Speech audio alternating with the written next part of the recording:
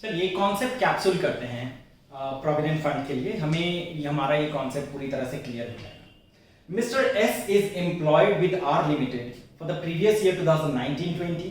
Mister S submits the following information: basic salary 1,20,000, dearness allowance 40,000, 46% of which is part of salary for retirement benefit, commission 6,000, that is 6 lakh का 1%, which is turnover achieved by Mr. S, and children education allowance for 2 children 7,200. The employer contributes 20,000 towards provident fund, to which a matching contribution is made by Mr. S. Interest in the provident fund account on December 31, 2019 at the rate of 11%, which is coming to 93,500. Income of Mr. S from other sources is 1,36,000. Find out the net income of Mr. S for the assessment year 2020-21 if the provident fund is statutory provident fund, recognized provident fund and unrecognized provident fund. एक बार ये question को अच्छा से समझ लेते हैं। ये question क्या कह रहा है?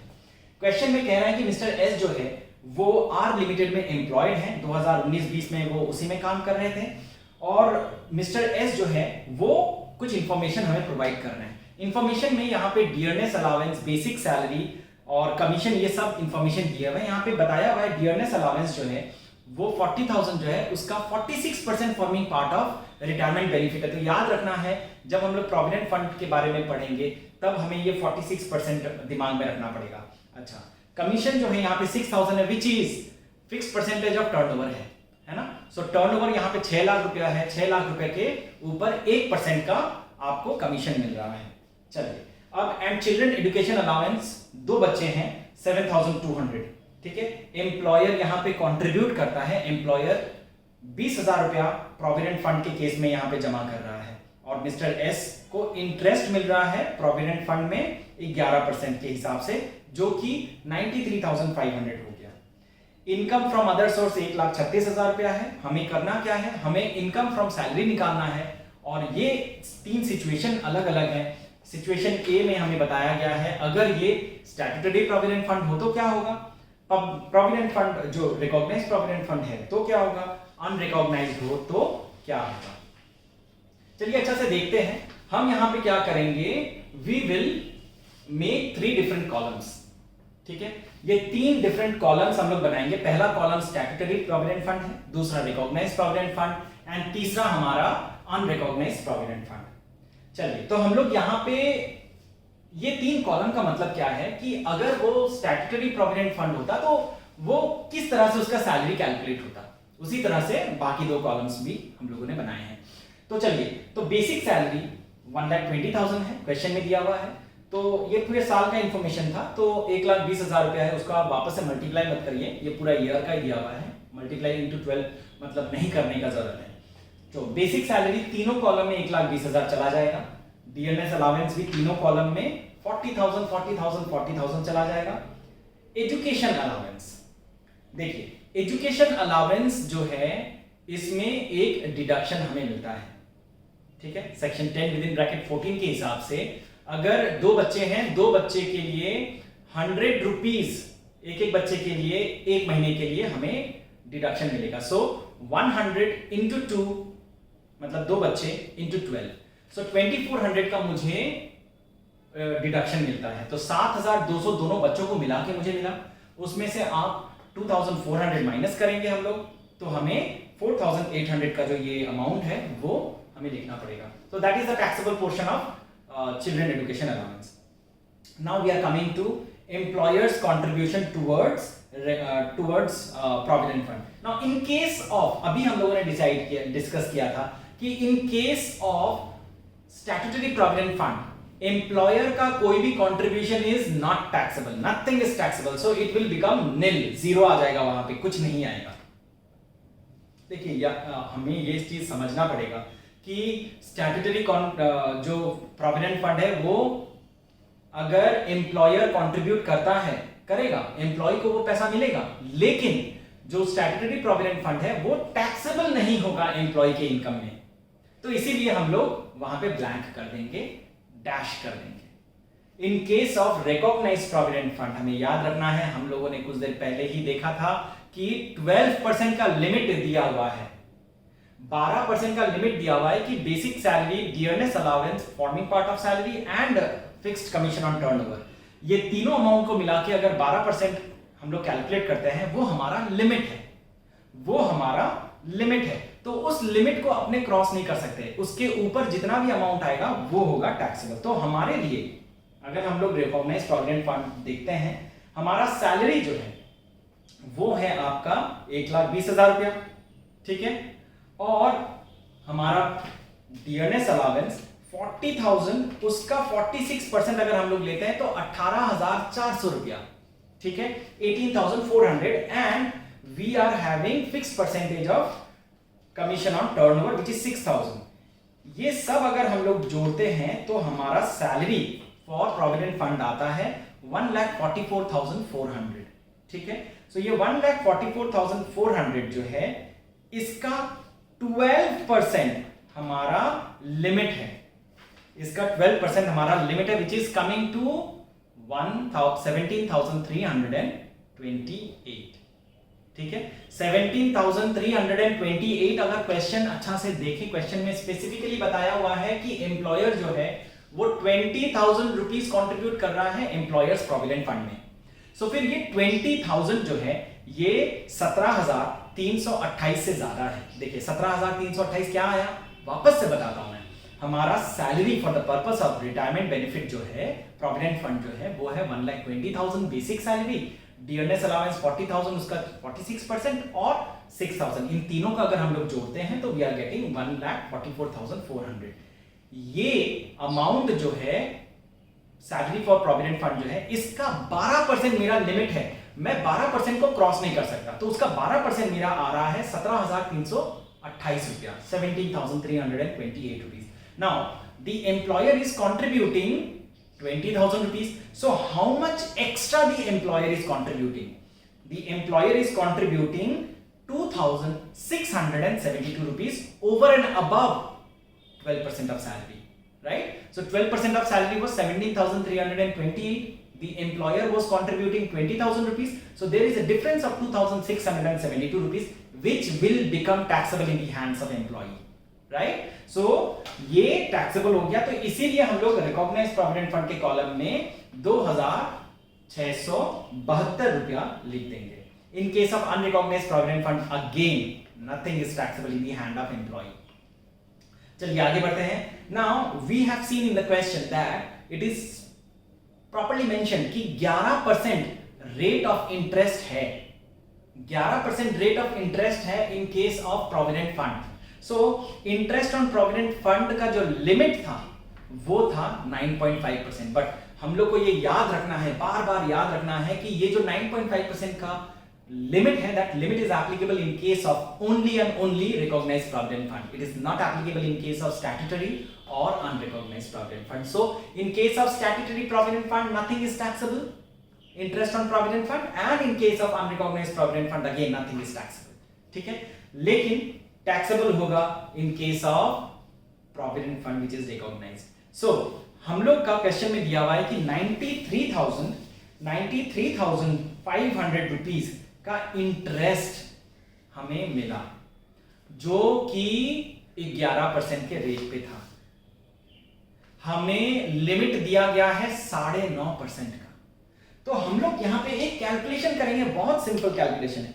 93,500 जो है ये 11% के हिसाब से, 11% के हिसाब से, तो फिर 1% के हिसाब से कितना, तो डिवाइड करिए आप 11 से, और मैं अपने लिमिट तक कैसे पहुंचूंगा, मेरा लिमिट है 9.5, 9.5 इज माय लिमिट, तो मल्टीप्लाई करूंगा 9.5, so I am reaching 80,750। So this is my limit.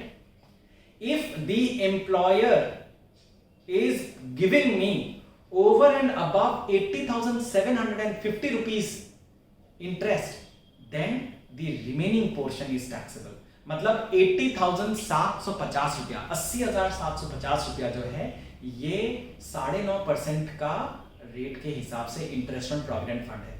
इसके ऊपर जो भी एम्प्लॉयर मेरे को देगा वो टैक्सेबल हो जाएगा। क्वेश्चन में 93,500 है, सो मैं 80,750 से 93,500 को माइनस करूंगा। वापस से बताता हूं मैं, इंटरेस्ट ऑन प्रोविडेंट फंड जो है वो एक लिमिट यहां पे दिया हुआ है, द लिमिट इज 9.5%, ठीक है।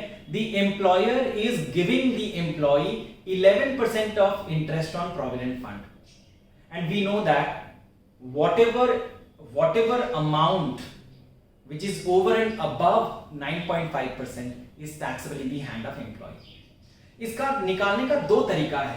पहला तरीका, सिंपल तरीका, 93,500 जो मुझे मिला ये 11% के हिसाब से है, तो डिवाइडेड बाय 11 करूंगा, राइट, मल्टीप्लाई करूंगा 9.5 से, तो मैं लिमिट तक पहुंच गया।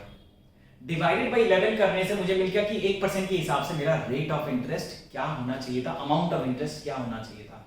9.5 के हिसाब से मैंने मल्टीप्लाई किया तो मुझे मिल गया कि मेरा लिमिट ऑफ इंटरेस्ट कितना है। सो 80,750 मिल गया मुझे।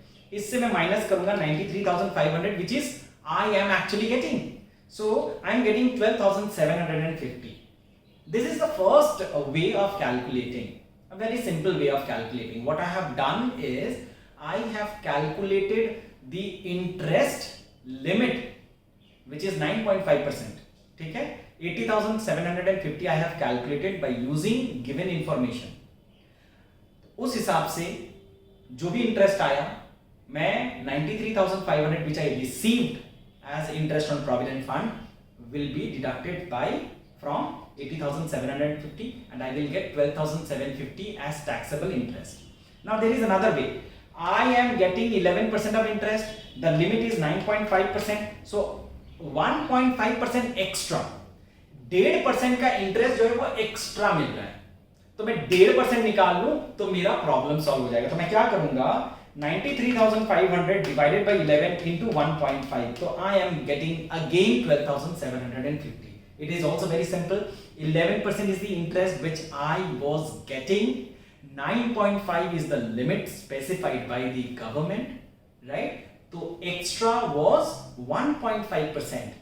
What I will be doing is I will be calculating exactly 1.5% of the total interest that I have received, which is over and above the limit specified in the Income Tax Act. So the way of calculation is 93,500 divided by 11 and multiply 1.5, so I am getting 12,750। So what we will be doing is हम इस interest के amount को जो 12,750 आया उसे लिख देंगे, हमारा काम खत्म। Now we will be calculating, we will be adding up all the amounts, सारे अमाउंट्स को एक एक करके आप जोड़िए, सारे अमाउंट्स को एक एक करके आप जोड़िए, आपको मिलेगा टोटल सैलरी इन केस। पहला कॉलम में आते हैं, पहला है हमारा statutory provident fund, I am getting 1,70,800। दूसरा रिकॉग्नाइज्ड प्रोविडेंट फंड के केस में gross salary is 1,86,222। Third unrecognised provident fund 1,70,800। So I got gross salary in all the cases, right? Now I will be considering the other things. Now gross salary से हम लोग minus करते हैं standard deduction. Standard deduction is applicable in all cases, ठीक है, तो इसका कोई लिमिट नहीं है। 50,000 का फ्लैट रेट है, आप माइनस कर दीजिए। 50,000, 50,000, 50,000 तीनों से माइनस हो गया। मेरा income from salary that is taxable salary आ गया 1,20,800 in case of statutory provident fund, 1,36,222 in case of recognized provident fund, 1,20,800 in case of unrecognized provident fund. Now I will be adding income from other sources, which is given in the question 1,36,000। तो तीनों column में आप 1,36,000 करके add कर लीजिए, आपको total income आ जाएगा, which is gross total income हम इसे कहते हैं 2,56,800, 2,72,222, 2,56,800। So ये हमारा टोटल इनकम आ गया, मतलब ये टैक्सेबल इनकम है। इसमें मेरा सैलरी इनकम और अदर सोर्स इनकम ये दोनों मिलके मेरा ये टोटल इनकम है। अब हम आते हैं बहुत इंपॉर्टेंट एक सिचुएशन में, less deduction under section 80C। देखिए ग्रॉस टोटल इनकम जो भी आया ना, यहां से हमें डिडक्शन अंडर चैप्टर 6A मिलता है।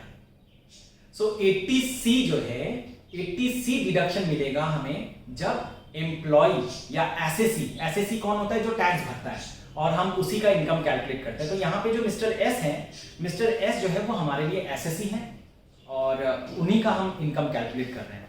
सो एसएससी का जो इनकम है वो ग्रॉस टोटल इनकम से 80C का डिडक्शन मिलता है।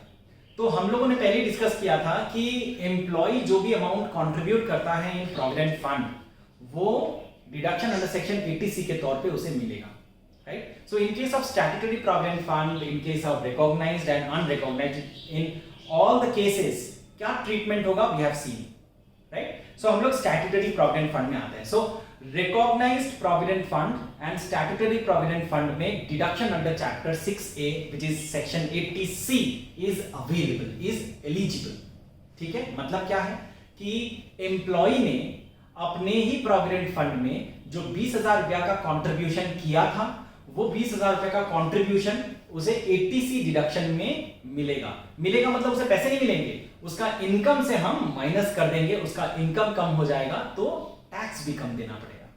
लेकिन अनरिकॉग्नाइज्ड प्रोविडेंट फंड के केस में ये नहीं होता है। अनरिकॉग्नाइज्ड प्रोविडेंट फंड के केस में जो भी अमाउंट एम्प्लॉय जमा करता है वो 80C का डिडक्शन उसे नहीं मिलता है। तो यहां पे हम निल कर देंगे अनरिकॉग्नाइज्ड प्रोविडेंट फंड के केस में, और नेट इनकम हम कैलकुलेट कर लेंगे which is 2,36,800 in case of statutory provident fund, 2,52,222, 220 in case of recognized provident fund and 2,56,800 in case of unrecognized provident fund. So this is the total income that we have calculated. यहाँ पे मैंने कुछ note बताया हुआ है कि X can claim deduction under section 80C in respect of his contribution towards statutory and recognized provident fund.